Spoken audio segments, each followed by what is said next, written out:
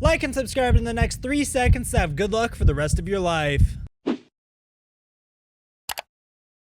What's up, guys? Welcome back to Fortnite. First, in Game 3 of the World Cup Solos Finals, Mongraal popped off and killed Benji, TFUE, and BUGHA. And that's what you guys are going to be seeing today. Guys, we are also able to get our hands on a whole bunch of these codes that were given to people who attended the Fortnite World Cup. These codes will get you 2,000 V-Bucks, a Season 10 Battle Pass, and an exclusive World Cup spray. And we're going to be giving a bunch of these out on every single video for the next couple days. If you want to win one, all you have to do is hit the like button, turn on post notifications, and leave a comment down below. If you'd like to support the channel, feel free to use code FIRST in the item shop. The more you guys that use our supporter creator code, the more stuff we can give away. And be sure you hit that sub button because we're super close to 400,000 subscribers. With all that being said, hope you enjoy the video. Land over there just a little bit. Dude, Frosty Flights, what is going on there? I see 7 arrows or so just outside of where Dubs is currently positioned. Dubs, our last match winner, in great fashion. You can see he's playing the crack shot house here where tons of chests spawn. I'm also noticing over at the block, I saw another player there. I did not expect that, another body by the block, but he ended up disengaging out of there. And Clarity G off screen, Legendian as well. They're going to be some of the first to fall in Game 4. Here's a nice little fun fact. 46 of 68 points were scored in the online opens through Dubs placement strictly. So he definitely knows how to get to endgame. We already know him as one of the most mechanically gifted players, especially with his duo partner Mega, who, by the way, they're both qualifying. One of the only teams that are full qualified. And sitting right next to one another as well, as you saw when Dubs picked up the win. His first person to congratulate him, his teammate Mega. Now, Rux. There you go. That's what I want out of Rux. At the start, Arkram. That is a big elimination. Shaking the head, shaking the head. Feels bad, man. Oh, and when friends collide, yeah. Ouch. Yeah, that is a rough one. Then you got Nix and Niddle. Nix, a Brazilian player. He was clinical during the qualifiers. Always seeing him in the top 10 each and every week that he played. Everyone in the region, everyone in the Brazil region knows how good Nix is. There's one player right below him, and maybe Niddle is going to experience that for himself. Nix does have that life lead here. We'll have that shield advantage. Niddle a little weak on the HP side as well. Listen, Nix is here to show why he's the first qualified solo and duo player from the Brazilian region. There's only a few players who have the title of being fully qualified or double qualified for the competition here. Nix is one of them. He's hearing all that movement up above him. Niddle does have the high ground for the time being. He goes in for the challenge, and that's Nix doing it for the region, doing it for Brazil. More cowbell, please. Nix versus Niddle. Nix comes out on top. He wiggles his finger at the camera and says, no, no, not today. Snobby Shores is his home here. And the good news is he won't get eliminated right away after he does a little motion to the camera. Yeah, I think I love you, buddy. You know, no instant karma for him. No instant karma for him. Taking a look at Moffin, one of our few players representing the Asian region here. Japan as well, 15 years of age. Got a lot of great players from Japan that have joined us in New York City this weekend. Tons of young competitors. We saw a great performance from Sinnoh and O-King yesterday, but Letwike and Twins, they've really been going at it here and in Paradise Palms. The only players here, so the winner of this one's going to take it all. 7 builds for Letwike currently.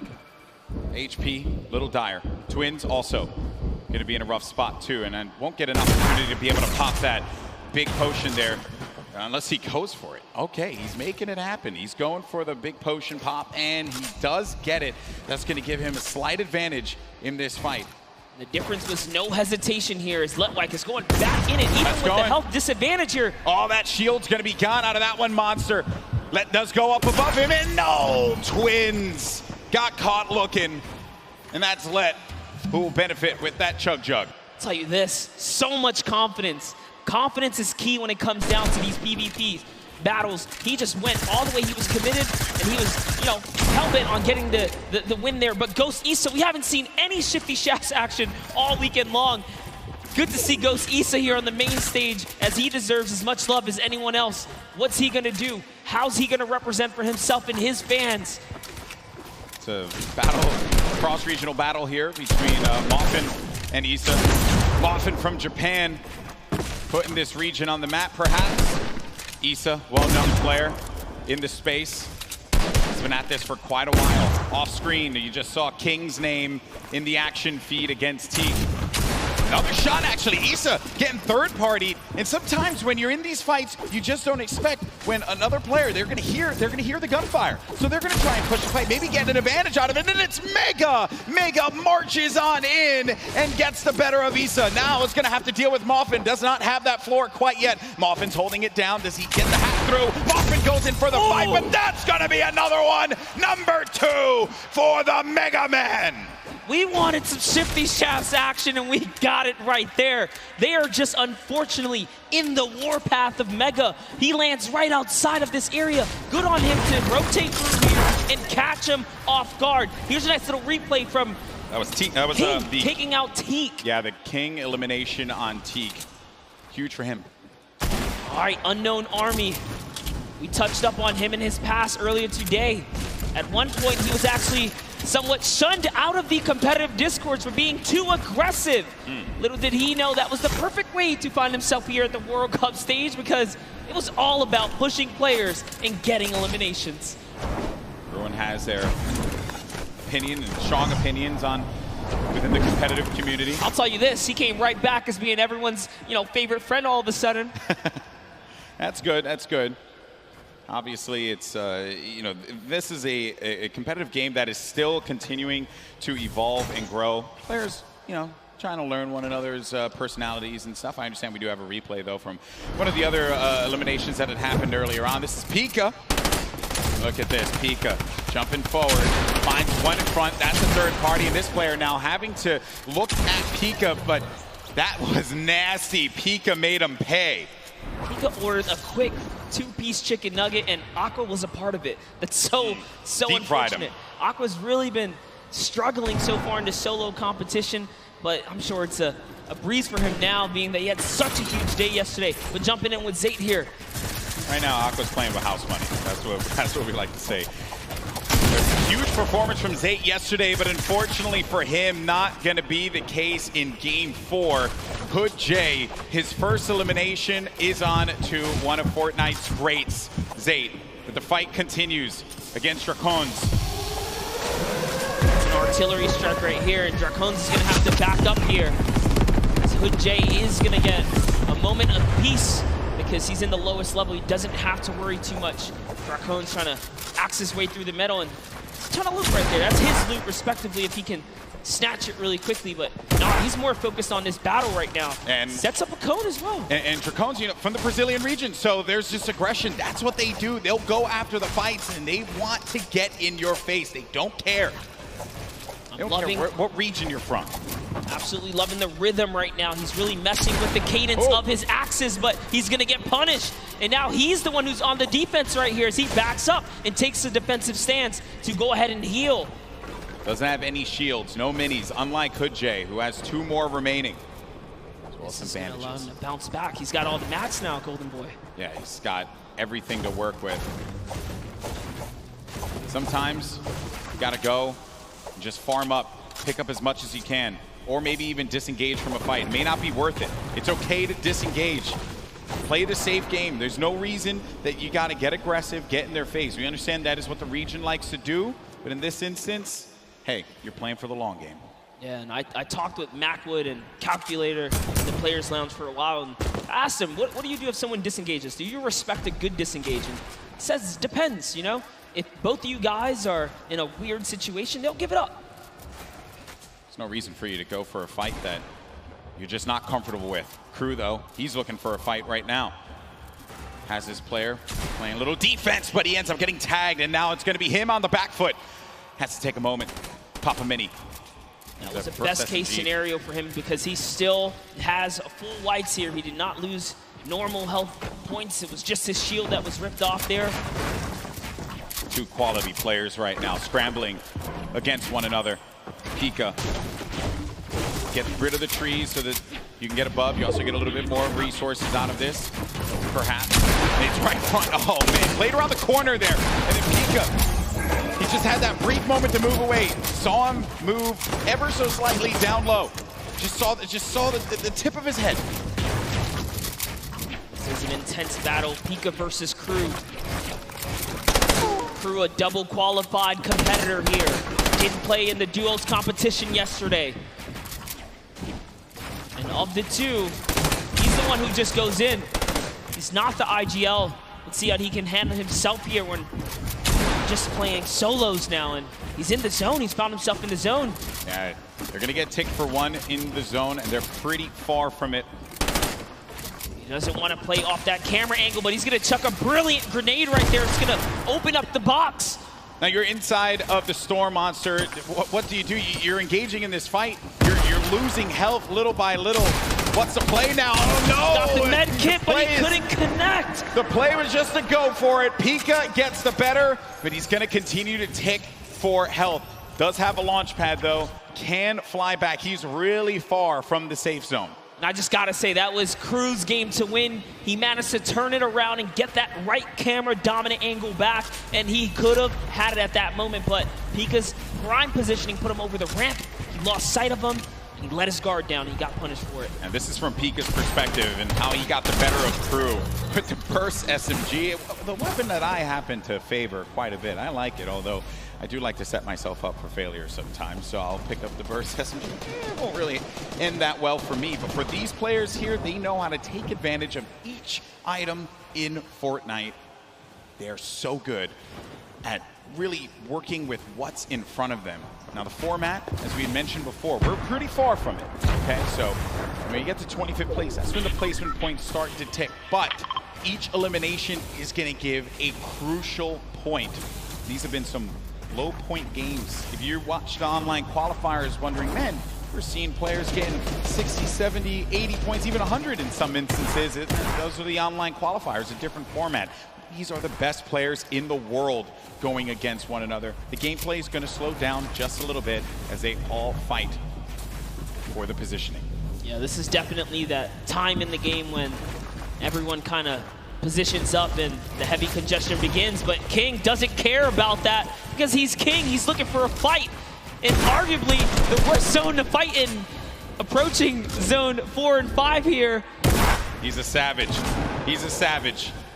He does not want anyone else to sit up upon that throne. It should only be him, but it's okay. Sometimes you don't have to be that thirsty. You can move away. That player popped that ramp in front of him. He gets out.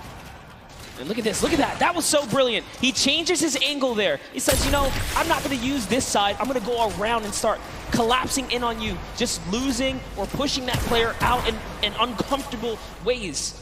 Oh, I like this. He's going down low. Master at finding angles here. He's just looking for the best way to break apart his opponent right now, and he's really playing mind games. Now, suddenly, this guy doesn't know what side he's safe on. He's losing all forms of real estate right here. You know, King, he just constantly wants to be in your face.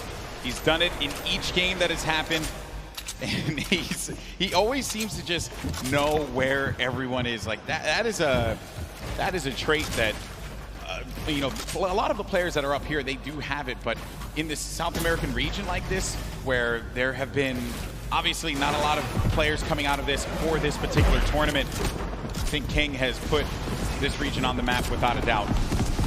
He is truly representing here. This King is tracking is phenomenal. He's still keeping track of Tuesday here. Now deciding he's going to replenish some materials and refortify all of this area. Sanctioning to himself here.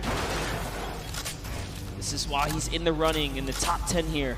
We saw him get taken out earlier before, but this is why he plays the high risk, high reward. And if I'm being honest, that's how you take first place. You put it all out there and go hope big or go home. Everything goes in your favor, honestly.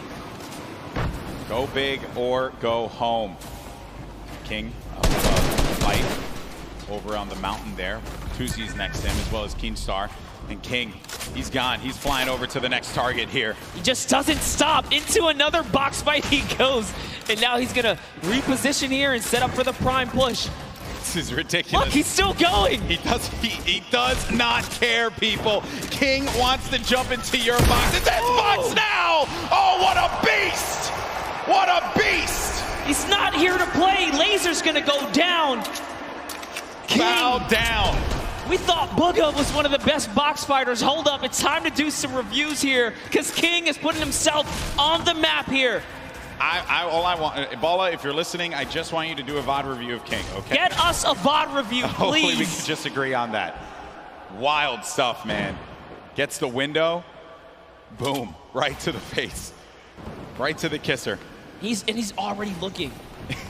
What's wild about that fight, too, is a lot of players would have just stayed stationary in that position. Storm was coming in. Yeah, they would have been content with being somewhere safe in He had a target, and he just went right for it. Incredible. Here we have Dubs now. Center zone. Still has a baller. Bucky still in the running here. Leshy also getting right next to Dubs. Also has a baller, so they're probably not going to get into too much of a battle, but who knows? Maybe they'll be Storm baller Surge buddies. is still a thing. Maybe they will be baller buddies. Maybe. But you're right, though, about the Storm Surge. You really are, because if you're not putting in damage, 0 eliminations for Leshy right now. How many fights has he actually gotten into? Someone's going to be above. There's Dubs.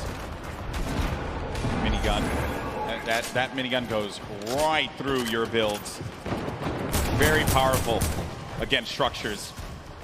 Dubs, only with 2 eliminations, is actually the match leader, and that's because he's just pinging other players. Yes, just damage leader. And we just talked about Storm Surge. That's why you want to be proactive. You want to shoot at anything that moves. Because realistically, you don't know when you're going to find yourself in that precarious situation where you have to push someone pretty much with, without wanting to. And we were talking about this before we jumped on the cast. I think it was Zayt we were discussing. He's really good at not putting himself in a position, but still to get hurt, but still take shots. And BENJYFISHY against Storm. First elim for him there. Saw that. He put the trap above his head through the window edit, opens it up and hits him with the pump. And now we're on his perspective. But as we were mentioning before, sometimes from a safe position, go for the shots. Go for the shots. Maybe you get a few ticks. Damage perhaps. And King, he's taking fights outside as well. King is still here to play Golden. 2 eliminations. 53 builds for him. Running with that blue combat shotgun. Great range on that item. It's far away, though, from where the half-in, half-out circle is going to be. We're at Zone 5. This is when things start to get a little crazy. What does King have as an option here? Is he looking for people on the move and then punishing them? Maybe trying to get the community launch pad, perhaps, if someone throws that down. What is he looking for here? It really wouldn't even surprise me if he's just looking for elimination to recap on materials right now, because he doesn't have enough to full tunnel across here. Knowing his playstyle, he's probably going to want to push here. And there it is. He actually found a launch pad, so his game awareness was at an all-time high here. And take a look here. TFUE, nice little replay right there. One of his first elims. First point, as a matter of fact, against Kurtz. TFUE on the board. The King. What are the chances of that one? Yeah, the good old community launch pad right there. Great neighbors. Paying attention to what's going on here. Can TFUE make a big comeback for himself here? A little concerned about that player who had edited out. And TFUE did have the mark on him. That guy, though, you hate that one. When you just get focused on so much. You're out and about trying your best to stay up in this game. And then everyone looks at you, and TFUE again, he's doing damage, but he's not getting the elimination. Other people are siphoning those away from him. Yes, Prisionero was just snatched from him. That's another point that unfortunately does not go his way here. He does have some shadow bombs though, so he will be able to make it to this next zone. He decides that he's close enough to try and tarp in, but now he becomes the target of the server because he's only building in wood here. People can take note of the structures being used. That will give you an indication as to where they are currently. Our players do build around 2-box metal, perhaps. Metal, the strongest structure. In case you're wondering, maybe you're watching for the first time, wondering what's going on here. Your game 3 winner, Dubs. 2 eliminations, still has that baller, but it is a very weak baller. I mean, look at that thing, it is cracked up. Not only that, he doesn't have health either. He is very, very weak here. He has tons of materials though. He just has to play for placement to continue to hold this lead that he has right now on the competition.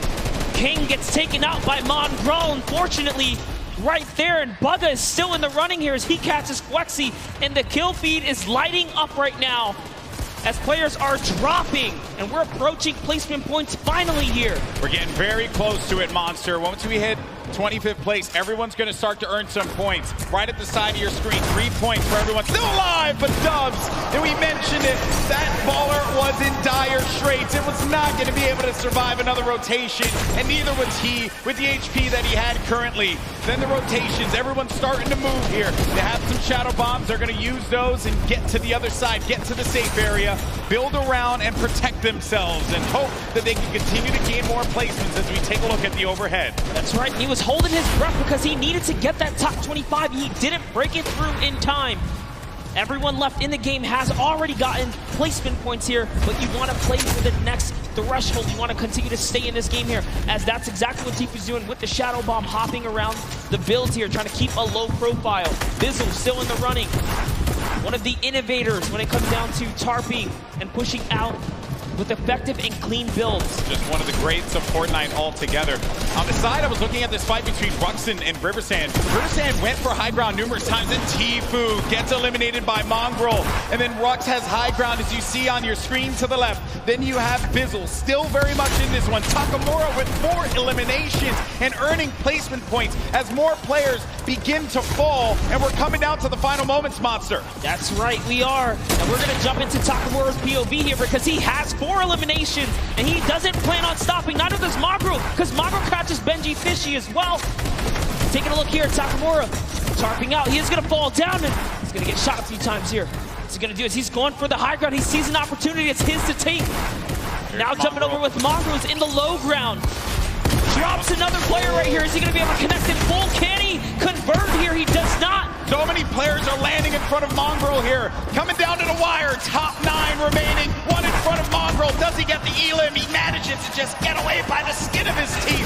And now Mongraal gets up to the high ground. Maybe using this. If you keep jumping on the wall, you won't go out of the shadow state. He gets up top, but there's no one going to be there. There's a person all the way above him. Knocks the structure down. And the player does manage to catch himself and maintain the high ground positioning here. We have some great players still left in this game, but Mongraal with 4 eliminations is looking for number 5, and that was on Nate. We're now down to the final moments. Top 5 Monster. He had to fully commit there. Those are the maps that he needed. He's still in the game here. He's going to go all the way for it, and that's a trade out with the 109 to the face here. Huge elimination on Takamura. We're into a 1v1v1v1. Top 4 players now. Mongraal in the ultimate low ground, going up against a player. It's got to be BUGHA. The game 1 winner will not be enough against Mongraal, who does get picked quite a bit. He loses a lot of HP. No more build, but the victory royale goes to the veteran Som, who manages to pick up a massive win. Using the shockwave. And that's gonna have to do it for this video, ladies and gentlemen. If you watched this far, feel free to leave a like. Like I said, if you want to win one of those cards, just make sure you have post notifications turned on and leave a comment. We're gonna be covering everything World Cup related for the rest of the day, and then we'll be back to the normal competitive news and highlights starting tomorrow. Thank you guys all so much for watching the video, and I'll see you in the next one.